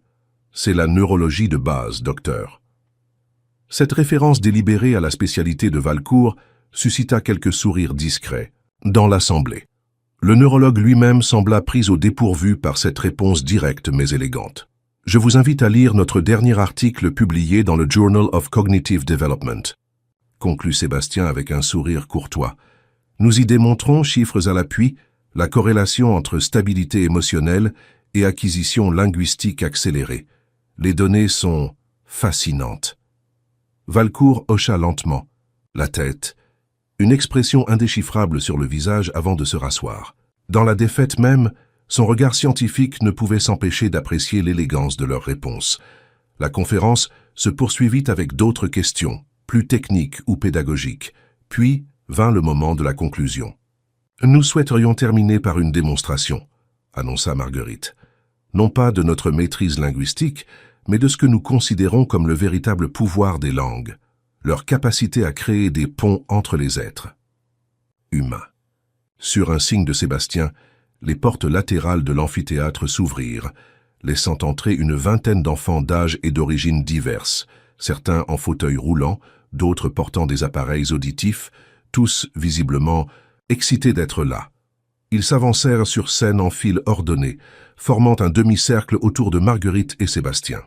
« Voici les élèves de notre première école pilote, » expliqua Sébastien. « Des enfants qui, pour diverses raisons, neurologiques, sociales, émotionnelles, avaient été considérés comme ayant des difficultés d'apprentissage dans le système traditionnel. Un petit garçon s'avança, visiblement nerveux, mais déterminé. D'origine asiatique, il ne devait pas avoir plus de 8 ans. « Je m'appelle Liang. » commença-t-il d'une voix claire. « Avant, je ne parlais pas, comme Sébastien quand il était petit. » Il sourit timidement vers son mentor. « Maintenant, je parle français, chinois, et j'apprends l'anglais. » Une fillette en fauteuil roulant prit la parole ensuite. « Je suis Sophie. Les docteurs disaient que mon cerveau était différent, que j'apprendrais toujours plus lentement. Mais avec la méthode de Marguerite et Sébastien, j'ai appris l'allemand en 6 mois. » Un par un, chaque enfant partagea brièvement son histoire, des récits simples mais poignants de barrières surmontées, de potentiels déverrouillés. Puis ensemble, ils entonnèrent une chanson composée spécialement pour l'occasion. Chaque couplet était dans une langue différente, mais le refrain, chanté à l'unisson, portait un message universel de connexion et d'espoir. Dans l'assistance, il n'y avait guère d'yeux secs. Florence pleurait ouvertement, sa main serrant, celle d'Antoine dont la mâchoire crispée trahissait l'émotion contenue. Même Valcourt, au fond de la salle, semblait touché malgré lui par cette démonstration vivante de ce qu'il avait autrefois considéré comme un simple phénomène à étudier. Après les applaudissements nourris qui suivirent la performance, Marguerite et Sébastien reprirent une dernière fois la parole. « Nous sommes souvent interrogés sur les origines de notre méthode, » commença Marguerite. « On nous demande quels livres nous ont inspirés, quelles théories académiques nous ont influencés. La vérité est bien plus simple, » poursuivit Sébastien. « Notre méthode est née d'une rencontre, d'une amitié, d'une écoute véritable. Elle a été nourrie par 2 parents extraordinaires, » ajouta Marguerite, son regard trouvant celui de Florence et Antoine au premier rang, qui ont eu le courage de croire que la famille peut se réinventer, que l'amour peut guérir, que les différences peuvent devenir des forces. Sébastien hocha la tête. La méthode Rousseau-Devereux n'est pas notre création. Elle est le fruit d'une alchimie plus vaste, d'une constellation de rencontres et de choix courageux. Nous n'en sommes que les messagers. Ils se tournèrent alors vers les enfants qui les entouraient, puis vers l'assistance diverse qui les écoutait. « Notre message est simple », déclara Marguerite. « Chaque langue que nous apprenons est une nouvelle paire de lunettes pour voir le monde, un nouveau chemin vers la compréhension de l'autre. Et plus nous accumulons ces perspectives, conclut Sébastien, plus nous réalisons que sous la surface des mots différents bat un cœur commun à toute l'humanité. Sur ces mots, ils s'inclinèrent ensemble, déclenchant une ovation debout qui sembla ne jamais vouloir s'arrêter. Plus tard, alors que la salle se vidait progressivement, la famille se retrouva dans un petit salon adjacent. Antoine serrait fièrement ses 2 enfants contre lui, tandis que Florence essuyait discrètement une dernière larme. « Vous avez été magnifiques », murmura-t-elle. « Tous les 2. »« Nous avons eu de bons professeurs », répondit simplement Marguerite. Antoine regarda par la fenêtre le printemps parisien qui éclatait dans toute sa splendeur. « Qui aurait cru, ce jour où je vous ai trouvé parlant à travers la grille du jardin, que nous en serions là aujourd'hui ?» Sébastien sourit, ce même sourire qui, enfant, avait illuminé son visage lors de ses premières paroles retrouvées. « Moi j'y ai cru, dès le premier mot. » Marguerite acquiesça. « Moi aussi, j'ai su d'une certaine façon que ce n'était que le début. » Ils restèrent un moment silencieux, savourant cette plénitude partagée. Puis Florence consulta sa montre. « Nous devrions y aller. Le dîner de célébration nous attend et vos frères doivent être impatients. » Car la famille s'était agrandie au fil des ans. 2 garçons, nés de l'union de Florence et Antoine, venaient à compléter ce foyer peu conventionnel. Âgés de 7 et 9 ans, ils grandissaient dans le sillage de leurs aînés exceptionnels, développant leur propre talent dans cette atmosphère de curiosité et d'acceptation. Alors qu'ils quittaient l'université pour rejoindre le restaurant, où les attendaient amis et collaborateurs, Marguerite s'attarda un instant sur les marches de l'édifice. Le soleil baissait, dorant les façades haussmanniennes et la Seine qui serpentait au loin. « Tu penses à quelque chose ?» demanda Sébastien, remarquant son regard pensif. Elle sourit. « Je pensais à cette petite fille aux pieds nus et à ce garçon silencieux. Je me demandais s'ils imagineraient un jour être ici. » Sébastien considéra la question. Peut-être pas exactement ici, mais quelque part ensemble, certainement. Marguerite hocha la tête, satisfaite de cette réponse. « Tu as raison, l'essentiel n'a jamais changé. » Main dans la main, ils descendirent les marches pour rejoindre leur famille. Derrière eux, le bâtiment séculaire de la Sorbonne semblait vibrer encore des mots qu'ils avaient partagés. Ces mots qui, comme des ponts invisibles, avaient uni non seulement 2 enfants, mais désormais, à travers leur méthode, des milliers d'autres à travers le monde. Car telle était la